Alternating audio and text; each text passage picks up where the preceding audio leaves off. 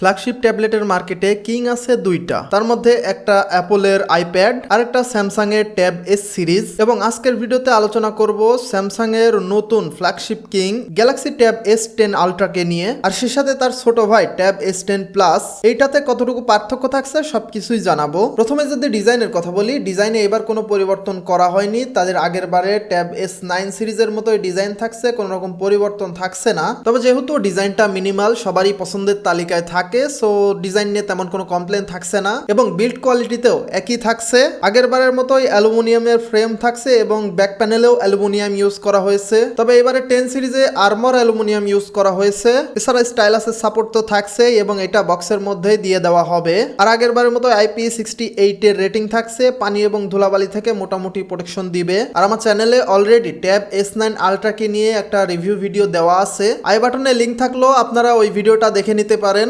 ডিসপ্লের কথা যদি বলি, এখানে ডিসপ্লে হিসেবে ইউজ করা হয়েছে 14.6 ইঞ্চির 1848 পিক্সেলের 120 হার্জের 2x ডাইনামিক অ্যামোলেড ডিসপ্লে থাকছে এবং এই ডিসপ্লেটাতে HDR10 প্লাসের সাপোর্টও থাকছে। আর S10 প্লাসে কিছুটা ছোট ডিসপ্লে ইউজ করা হয়েছে, এখানে 12.4 ইঞ্চির 1752 পিক্সেলের 120 হার্জের ওইটার মতোই ডিসপ্লে থাকছে। এখানে সাইজটাকে ছোট করে দেওয়া হয়েছে। আর স্যামসাং এর ডিসপ্লে নিয়ে তো কোনো রকম কমপ্লেন করার তেমন কোনো সুযোগই নাই, খুবই ভালো কোয়ালিটির ডিসপ্লে ইউজ করে তারা। ক্যামেরার কথা যদি বলি, আলট্রা ভ্যারিয়েন্টে পেছনে এবং সামনে দুইটা করে ক্যামেরা সেন্সর ইউজ করা হয়েছে। পেছনে থাকছে 13 মেগাপিক্সেলের মেইন সেন্সর এবং সে সাথে আরো একটা 12 megapixel ultra wide angle sensor. আর সামনের দিকে সেলফি ক্যামেরা হিসাবে দুইটা সেন্সর থাকছে, দুইটাই 12 মেগাপিক্সেল করে। এবং S10 প্লাসে পেছন দিকে সেম সেটআপই থাকছে, সামনের দিকে শুধুমাত্র একটা 12 মেগাপিক্সেলের ক্যামেরা সেন্সর ইউজ করা হয়েছে। যদিও এটা ফ্ল্যাগশিপ ট্যাবলেট, তারপরেও ক্যামেরা কোয়ালিটি কিন্তু দাম হিসেবে সেরকম পাবেন না, কারণ ট্যাবের ক্যামেরার দিকে আসলে খুব একটা ফোকাস রাখে না এবং ট্যাবের ক্যামেরা মানুষ খুব একটা ইউজও করে না। তবে যেই সেটআপটা দেওয়া হয়েছে মোটামুটি চলনসই বলা যায়। তবে প্রসেসরে কিন্তু এবার একটা ঘাপলা থাকছে,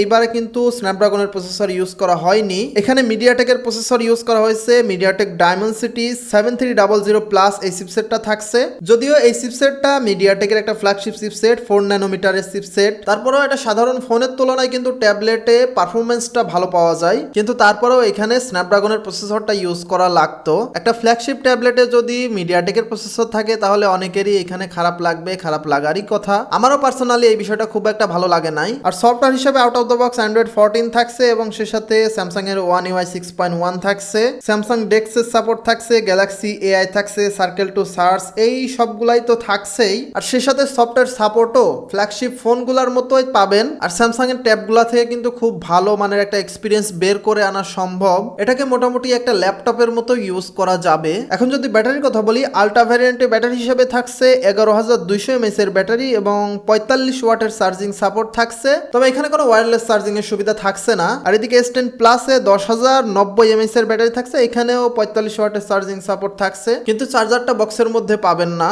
আর যেহেতু এখানে বিশাল আকারে একটা ব্যাটারি ইউজ করা হয়েছে, সো চার্জিং ব্যাকআপটাও মোটামুটি খুবই ভালো পাবেন। আর কালার হিসাবে এইবার দুইটা কালারে লঞ্চ করা হয়েছে, মুনস্টোন গ্রে এবং প্লাটিনাম সিলভার, এই দুইটা কালারেই আসছে। তবে এবারে কালারগুলো আমার কাছে পার্সোনালি খুব একটা পছন্দ হয় নাই। এছাড়া কোয়াড স্টেরিও স্পিকার ইউজ করা হয়েছে, মানে 4টা স্পিকার থাকছে, সে সাথে আন্ডার ডিসপ্লে অপটিক্যাল ফিঙ্গারপ্রিন্ট সেন্সরও থাকছে। এখন যদি দামের কথা বলি, S10 আলট্রা এটাকে লঞ্চ করা হয়েছে $1200, যেটাকে বাংলা টাকায় সরাসরি কনভার্ট করলে 1,43,400 টাকার মতো আসে। আর S10 প্লাসটাকে লঞ্চ করা হয়েছে $1000, এটাকে বাংলা টাকায় কনভার্ট করলে 1,19,500 টাকার মতো আসে। তবে এই 10 সিরিজটাকে আমি কোনোভাবে রেকমেন্ড করছি না, কারণ এইটাই খুব একটা পরিবর্তন নিয়ে আসা হয় নাই। সেই হিসেবে কিন্তু আপনারা S9 সিরিজের ট্যাবগুলা এখন কিনতে পারেন, কারণ ওইগুলার দাম কিছুটা কমবে। এই জন্য ওই ট্যাবগুলা যদি নিতে পারেন তাহলে সব থেকে বেটার হয়, ভ্যালু ফর মানি হবে।